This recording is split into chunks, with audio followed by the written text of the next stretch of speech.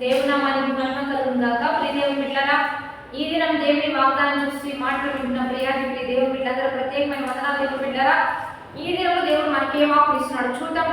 పరిశుద్ధ లేఖన గ్రంథం నుంచి మత్తయి శుభవార్త 7వ అధ్యాయము 24వ వచనం చదువుకుందాం.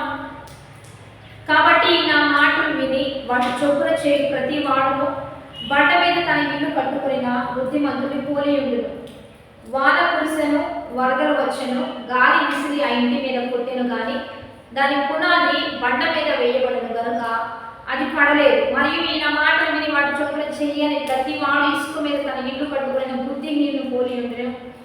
వాన కురిసెను, వరదలు వచ్చెను, గాలి విసిరి ఆ ఇంటి మీద కొట్టెను, అప్పుడు కూలబడెను, దాని మాట గొప్పదని చెప్పాను. ఈరోజు దేవుని బిడ్డలారా, దేవుడు మనకి ఇచ్చిన బలమైన వాక్కు, ఈ నా మాటలు విని దాని ప్రకారంగా నడుచు వారి జీవితం ఎలా ఉంటుందో, వినకుండా దాని ప్రకారంగా నడవకుండా ముందు కొనసాగే వారి జీవితం ఎలా ఉంటుందో ఈరోజు దేవుడు మనకు చూపిస్తూ ఉన్నాడు.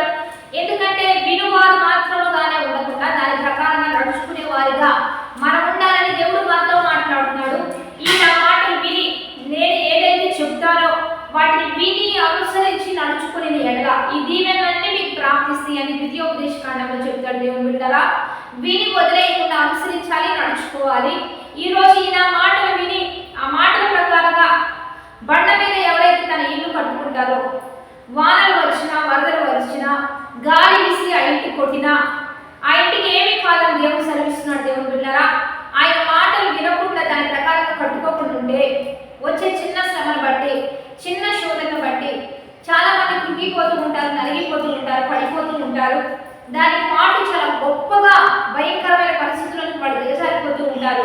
చాలా మంది మరణమైపోయే పరిస్థితులు కూడా ఉంటాయి. దేవుని బిడ్డలారా, కారణం వారు దేవుని మాటలను బట్టి వారి ఆత్మీయ జీవితంలో వారు పట్టుకోలేదు, వారు ముందుకు కొనసాగలేదు, వారు వినవలసిన టైంలో వినలేదు, అనుసరించాల్సిన టైంలో అనుసరించలేదు, నడుచుకోవాల్సిన సమయంలో నడుచుకోక ఈరోజు శ్రమ వచ్చిందని గాబరా పడిపోవడం, వేతలు పడిపోవడం, వాళ్ళని వెళ్ళిన సహాయం అడగడం, కంగారు అయిపోవడం, ఇంకా దిగజారిపై హాస్పిటల్స్కి వెళ్ళిపోవడం, లేకపోతే ఇంకా నా బ్రతుకు లేదని సూసైడ్ చేసుకునే పరిస్థితులు చాలా మందికి ఉంటూ ఉంటాయి.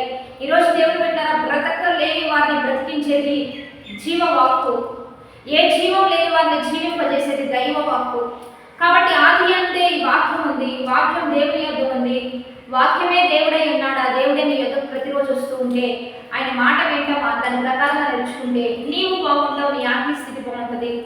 నీ మీద ఆధారపడ్డ నీ కుటుంబీకులు, నీ భర్త అయినా, భార్య అయినా, పిల్లలైనా, నీ బంధువులైన, స్నేహితులైన, సంఘమైన ఆత్మీయంగా బలమును అందడానికి కృప చూపిస్తాడు. కాబట్టి ఈ వాగ్దానం బట్టి ప్రార్థన చేద్దాం. పరిశుద్ధ మహోన్నత గొప్పదేవ,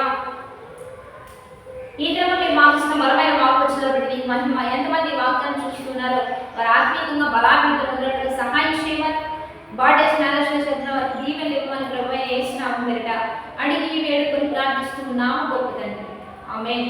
లైక్ చేయండి, షేర్ చేయండి, కామెంట్ చేసి దేవుని నామాన్ని మహిమపడదాం. మరి ఈ దినం ప్రత్యేకంగా 23వ ఉపవాస ఆరాధన మీరు అందరూ కలుసుకోండి.